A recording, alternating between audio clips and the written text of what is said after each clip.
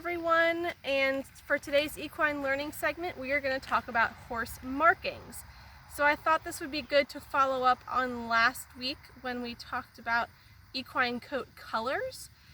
So tonight we're going to focus on the markings, which are classified as distinctive white areas on an otherwise dark base coat color.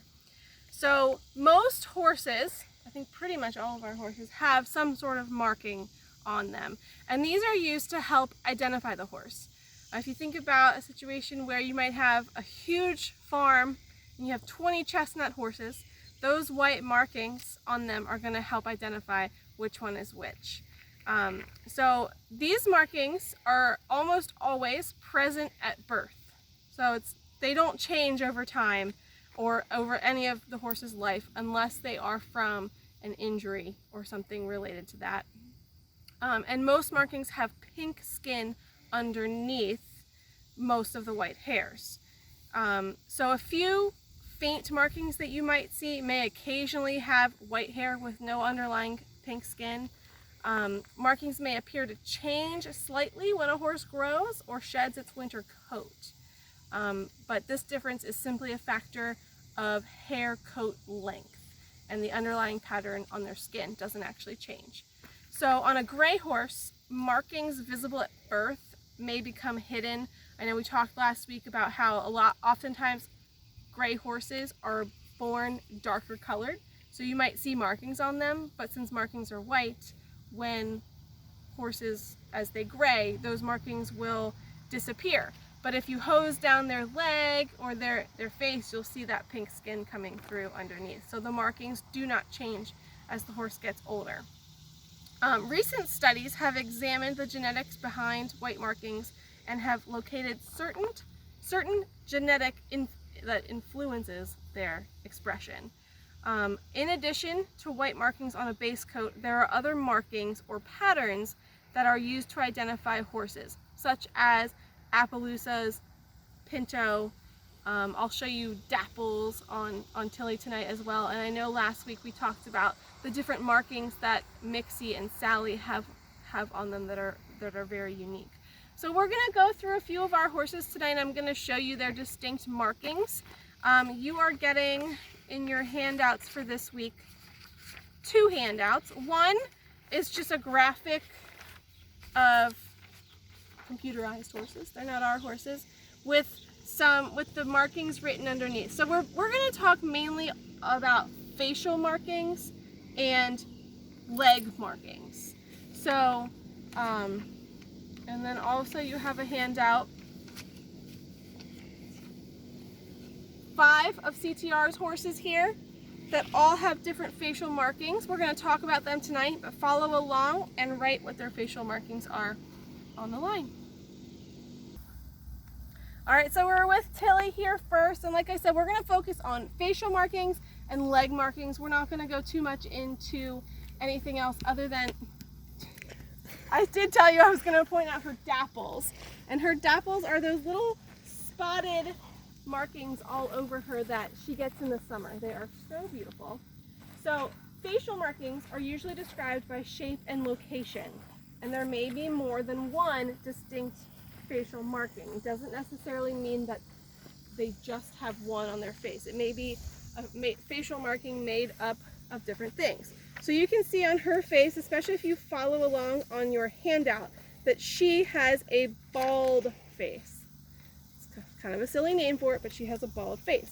And then looking at her leg markings, her legs are mostly dark, but you can see on that hind right, she has a coronet band. So leg markings are usually described by the highest point of the horse's leg that is covered by white. So if you go way back to the beginning weeks when we talked about horse anatomy, that part of the horse is called the coronet, and that is why it's called the coronet band. So we'll move on to Victor. All right, we're with our pal Victor here. I love his markings. He is so handsome. You can see he has a big blaze down the front of his face, and if you're looking at your handout When you see a white marking on the tip of their nose like that, that is called a snip. And when they have a circular marking up here on their forehead, that's called a star. So he actually has all of them. He has a star, a blaze, and a snip. And if we look at his legs, only one of his legs does not have a marking. So his left front and left hind have stockings, and then his right hind has what they call a pastern, because the white marking doesn't go past his fetlock, but it covers his pastern. So we'll move on to the next horse. All right, now we're here with Dreamer. I'll see if I can get him to pick up his beautiful head to show you. You can see he has this white marking on his forehead. It's not quite a star. You can see it's kind of faded at the bottom. So we call that a half star. And then on his left front, he also has a coronet band.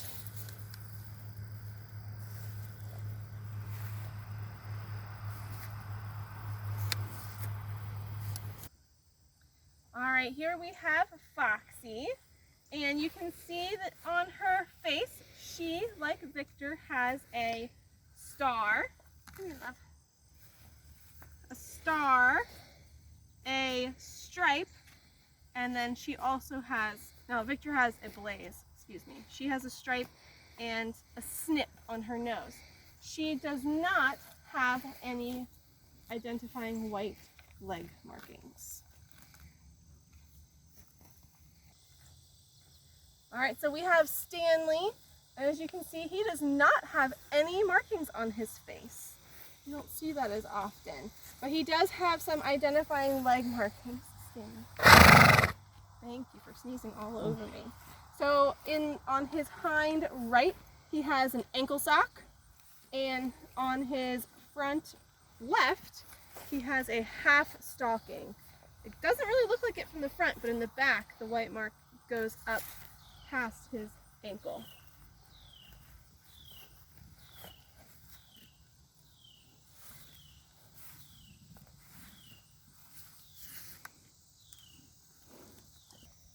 All right, now we're here with Buttons, and she just has, other than her pinto pattern on her, she has 4 identifying leg markings. So she has 3 stockings on the front left, front right, and hind right, and she has a half stocking on the hind left. All right, now I'm standing with Kay, and we might not know all of her markings since she is not soaking wet right now, but we can see that she has a snip on her nose, and she's being a very good model. Good job, Kay.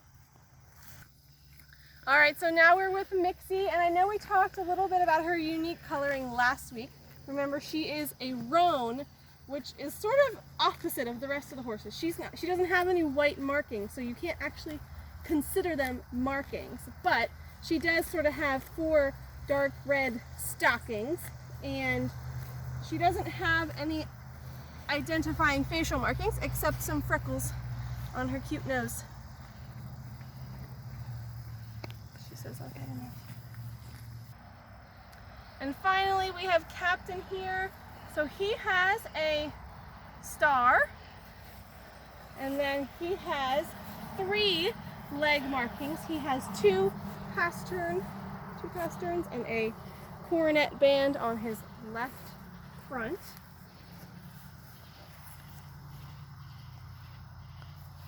And as you saw, we didn't do all the horses, but I hope you found that information useful, and I hope it also helps you sort of learn about our horses and learn who each of our horses are, since you can't meet them in person yet.